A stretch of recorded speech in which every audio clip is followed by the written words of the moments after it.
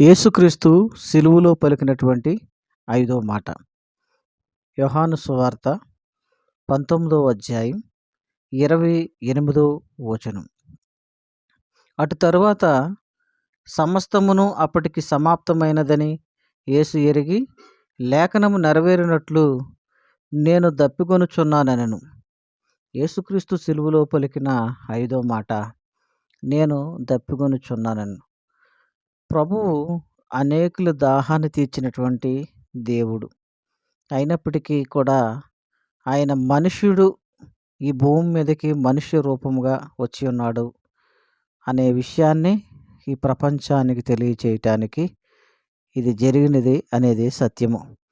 ఎందుకంటే మనుషులు ప్రతి ఒక్కరూ కూడా తమ యొక్క శరీరంలో ఉన్నటువంటి రక్తములో 70% పైబడి నీరు ఉంటుంది.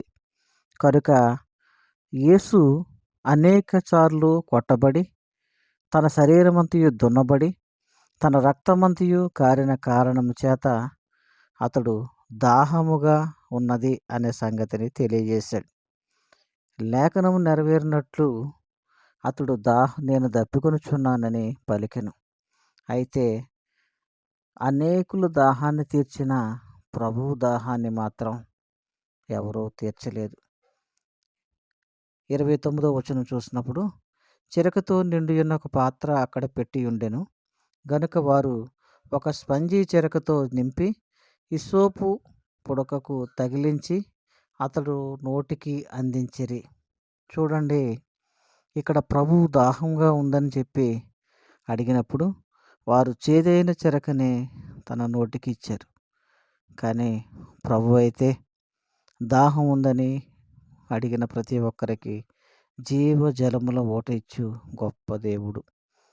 ఆదికాండం 21, 17, 19లో మనం చూసినప్పుడు హాగరు దాహముగా ఉండి అరణ్యంలో తన బిడ్డ చావుని చూడలేని స్థితిలో ఉన్నప్పుడు దేవుడు, హాగరు నువ్వు భయపడకు అని ఆమె కళ్ళు తెరిచి తన ఎదుట నీటి ఊటను చూపించి వారి దాహార్తిని తీర్చిన దేవుడు. అదేవిధంగా ఇశ్రాయేలీయుల యొక్క దాహాన్ని తీర్చిన దేవుడు.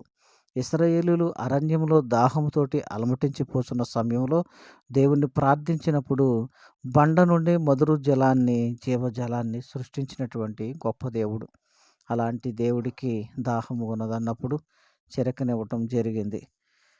అదేవిధంగా సమరయ స్త్రీ కూడా దాహముగా ఉన్న సత్యాన్ని తెలియజేసినప్పుడు, అమ్మా నేనిచ్చే నీళ్ళు తాగువాడు ఎన్నడూ కూడా దాహము కొనడు అని చెప్పిన రీతిని బట్టి ఆయన జీవజల ఓటని ఆయన పుట్టించగల శక్తిమంతుడు. అనేకుల దాహార్తిని తీర్చగల శక్తిమంతుడు. అదే విధముగా యెషయా గ్రంథము 55వ అధ్యాయం 1వ వచనంలో చూస్తే, దప్పిగొని వారా నా యొద్దకు రండి, ఎవరైతే దాహముగా ఉంది అని అడుగుచున్నారో వారందరినీ ప్రభువు పిలుస్తూ ఉన్నాడు. అంటే అనేకుల యొక్క దాహాన్ని తీర్చే గొప్ప శక్తిమంతుడు ప్రభువైన క్రీస్తు.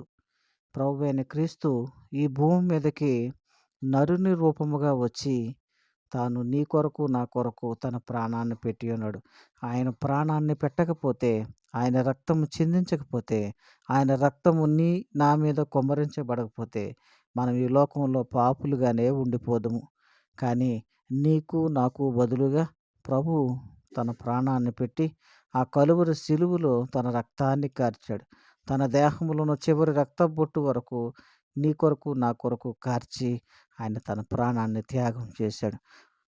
ఆయన యొక్క త్యాగము గొప్పది. అలాంటి పరిస్థితుల్లో తన శరీరంలో ఉన్నటువంటి నీరంతయు రక్తమంతయు కారిపోతున్న సమయంలో సహజంగా ప్రతి ఒక్కరికి దాహం అనేది కలుగుతుంది. అంటే ప్రభువు ఈ భూమి మీదకి మానవ రూపముగా మానవ దేహాన్ని ధరించి వచ్చి ఉన్నాడు అనడానికి ఇది గొప్ప సాక్ష్యము.